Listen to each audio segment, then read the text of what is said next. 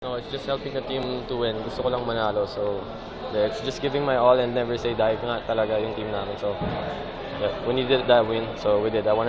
Just want to thank God for the opportunity to play. So, Yung pare, yung Ginebra is parang Dant of the Giants, pero ikaw ang naka-skill kanina ng spotlight. well, malaking advantage sa amin na malalaki kami. So, dahil sa kanila, nakakalibre yung mga shooters namin. So, we're just using them to our advantage. See you, Justin. Thank you, Josh. Question kahit love life or ano, wala. Hello. Pero Eman, medyo heavy yung guard rotation ng Ginebra. Feeling mo ano yung naging dahilan kaya ikaw yung mas pinagkatiwalaan ni Coach Henry? Hindi, ano lang yun, just waiting for being patient and waiting for your opportunity. It's just working hard sa practice. Tapos, dadating din sa'yo yun eh. Yun yung, kumbaga, parang, sometimes if you don't play, test lang yun ng Diyos sa'yo eh. So, you just wait for your time and it did. I just want to thank God and my teammates for it. Parang di ka naman medyo pinahinaan given na marami yung kaagaw mo sa playing time. Hindi ko naman tinitingnan na kaagaw yun eh. They are my teammates, so we help each other for us to win.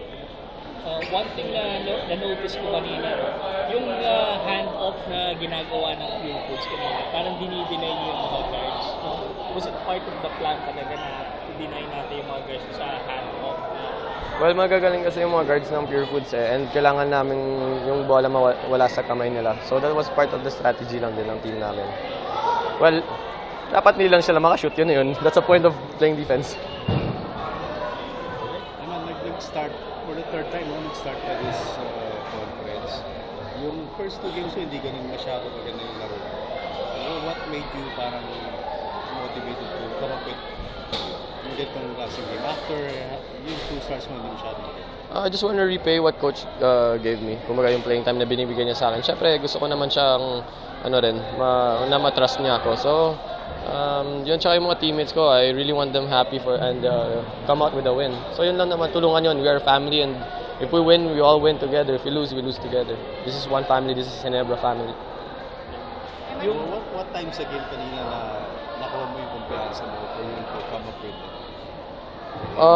It was yung mga hustle plays actually. It's not making the shots. Yung mga hustle plays mismo, yung energy na binibigay ko. Kasi a team game, kailangan yung mga roles eh. So I have my own role and that's give energy and hustle for the team. You think you'll be getting more minutes in the coming game? Depende yun kung kailangan ako ni coach. Ano lang yun, I'm just ready anytime. Yun lang yun. It's about being ready and grabbing the opportunity like nung nasa Barako nga ako. So Thank you.